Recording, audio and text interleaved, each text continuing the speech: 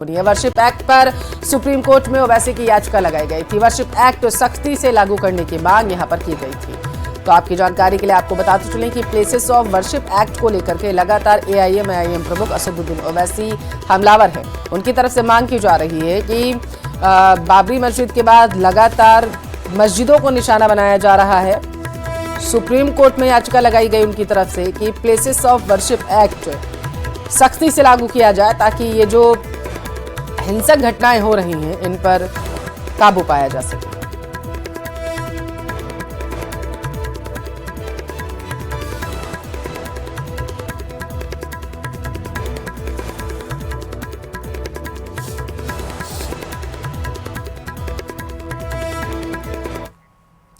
संभल में बावड़ी के अंदर खुदाई रोक दी गई है। बावड़ी के अंदर कुएं से गैस निकलने के बाद एएसआई ने खुदाई को रुकवा दिया। मजदूरों की शिकायत के बाद बताया जा रहा है खुदाई को रोका गया है सैकड़ों साल से, क्योंकि ये कुआं बंद था। आशंका ये जताई जा रही है कि काफी समय तक बंद रहने की वजह से वहां पर संभवतः ऐसा हुआ होगा कि गैस बन गई है, जिसकी वजह से आशंका ये भी जताई जा रही है कि कहीं ये गैस जहरीली ना हो और एहतियात के तौर पर खुदाई को इसी वजह से रोका गया है।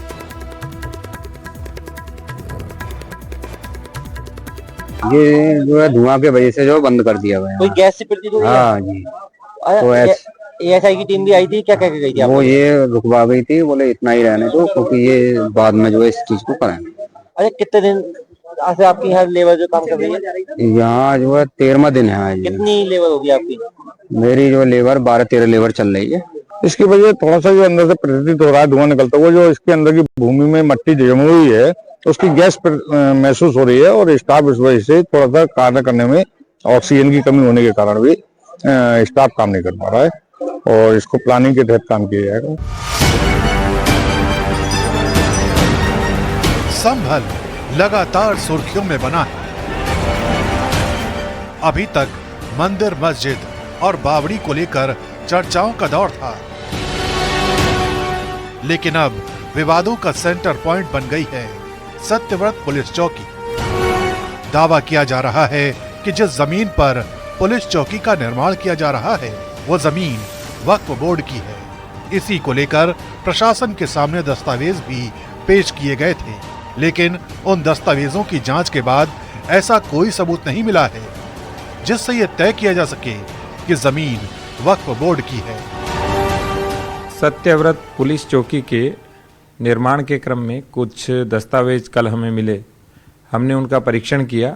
वो दस्तावेज रजिस्टर्ड भी नहीं है और उन दस्तावेजों की जब जांच की गई तो इसमें किसी प्रकार का कोई रकबा, कोई चौहद्दी उसका वर्णन नहीं है।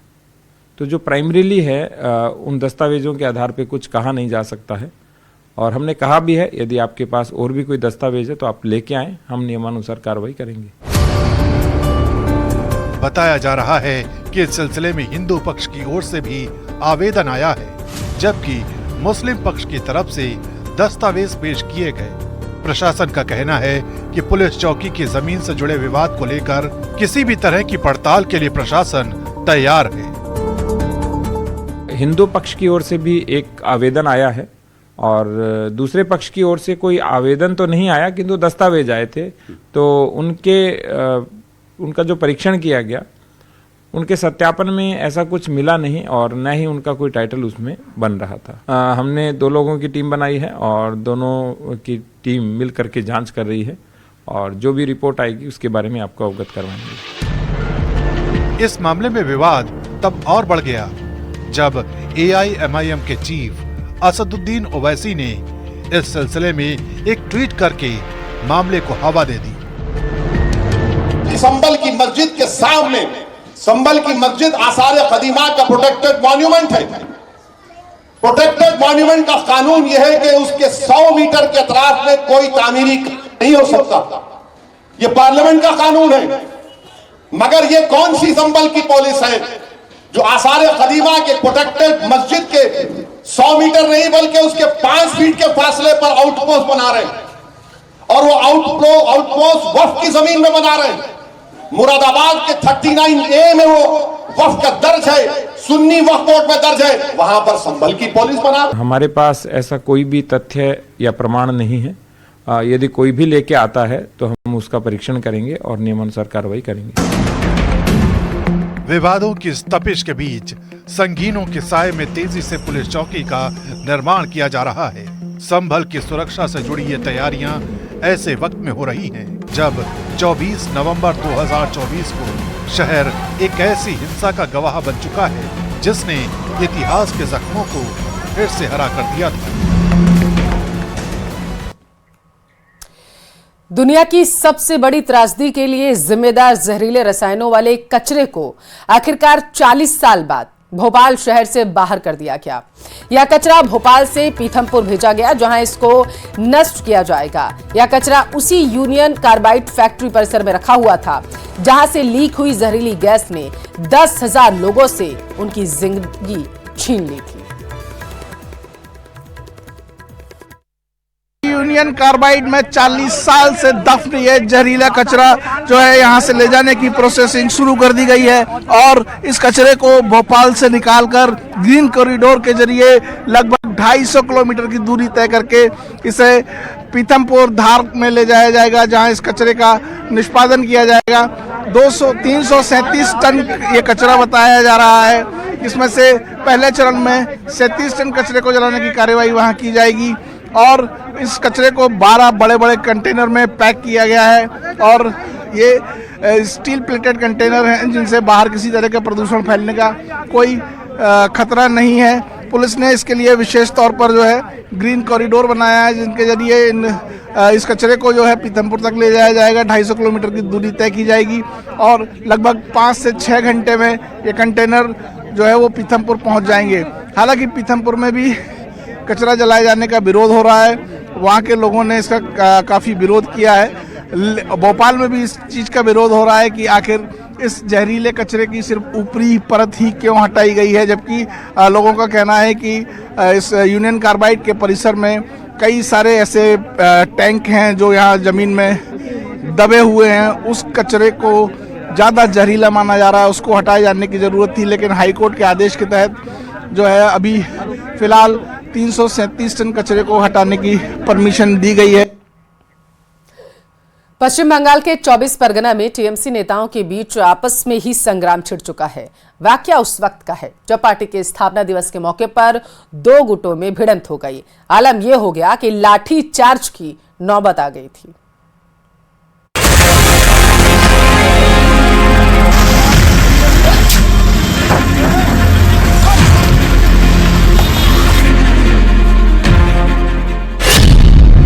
स्थापना दिवस पर भिड़े टीएमसी नेता।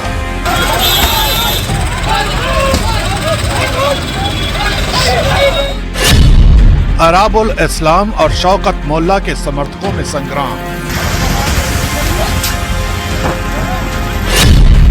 पार्टी के झंडे पर बढ़ा विवाद।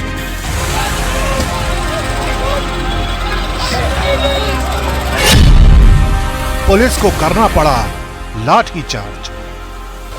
ये तस्वीरें दक्षिण 24 परगना के भांगड़ इलाके की हैं, जहां टीएमसी के स्थापना दिवस के मौके पर बवाल मच गया। गुटबाजी और वर्चस्व की लड़ाई ने इस कदर तूल पकड़ा कि पुलिस को मौके पर मोर्चा संभालना पड़ा। जानकारी के मुताबिक विवाद की जड़ बने टीएमसी के 2 नेता अराबुल इस्लाम और शौकत मोल्ला।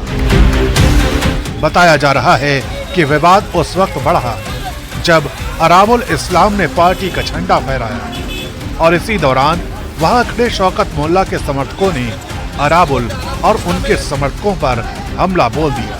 पुलिस की मौजूदगी में शौकत मोल्ला के समर्थकों ने न सिर्फ अराबुल इस्लाम के पोस्टर हटाए बल्कि उनकी गाड़ी पर तोड़फोड़ भी की, जिसका नतीजा ये हुआ कि आनन फानन में अराबुल इस्लाम को मौके से भागना पड़ा, जबकि पुलिस को हालात कंट्रोल करने के लिए लाठी चार्ज का सहारा लेना पड़ा।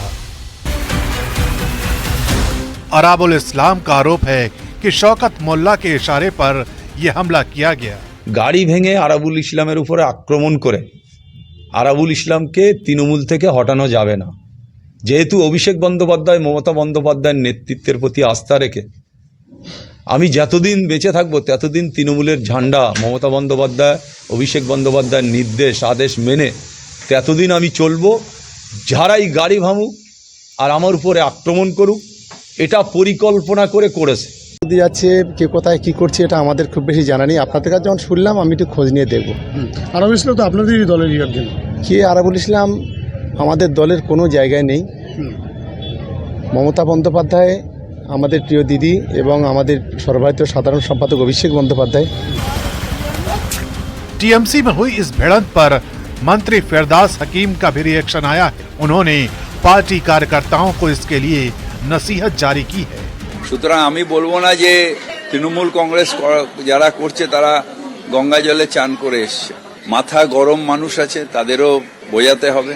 আবার নিশ্চিতভাবে অসৎ মানুষ আছে, তাদের থেকে সতর্ক থাকতে হবে। এবং আমাদের নেতৃত্ব সেদিন সন্দেশখালীতে বললেন।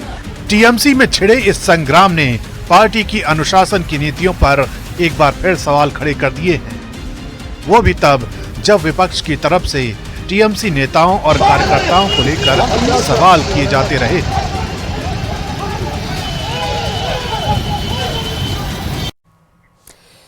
और दिल्ली सुसाइड केस में एक बड़ी खबर सामने आ रही है। मृतक पुनीत और उनकी पत्नी मणिका के झगड़े का एक नया वीडियो सामने आया है। वायरल वीडियो अगस्त 2023 का बताया जा रहा है। तो ये वीडियो सोशल मीडिया पर तेजी से वायरल हो रहा है, जो उसके बाद तमाम तरीके के सवालात एक बार फिर से कौंधने लगे हैं लोगों के जहन में। ये देखिए मणिका पावा और उनके जो पति हैं पुनीत खुराना, उनका ये वीडियो सोशल मीडिया पर वायरल हो रहा है, जो हम आपको आपकी टेलीविजन स्क्रीन पर दिखा रहे हैं। ये वीडियो सामने आने के बाद जो उनकी मौत हुई उसको लेकर के तमाम तरीके के सवाल उठ रहे हैं। 2023 का जानकारी ये सामने निकल कर आ रही है वीडियो है, और इसमें पति पत्नी आपस में झगड़ा करते हुए नजर आ रहे हैं। हालांकि ऑडियो ना मिलने की वजह से बताया जा रहा है कि बातें क्लियर नहीं हो पाई हैं कि किस विषय को लेकर के इन दोनों के बीच में झगड़ा हुआ था। हालांकि इसकी पुष्टि हुई है, ये वीडियो जब आया है तो उसके बाद अब ये सोशल मीडिया पर वायरल हो रहा है और लोग सोशल मीडिया पर तमाम तरीके की बातें कर रहे हैं, कयास लगा रहे हैं। आपको क्या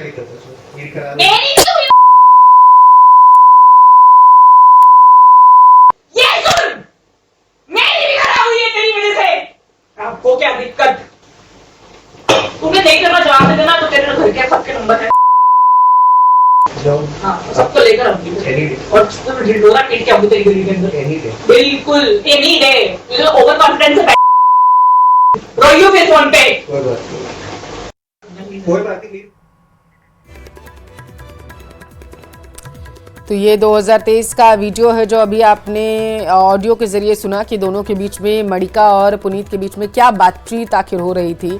हालांकि पुलिस मामले की जांच कर रही है वीडियो की।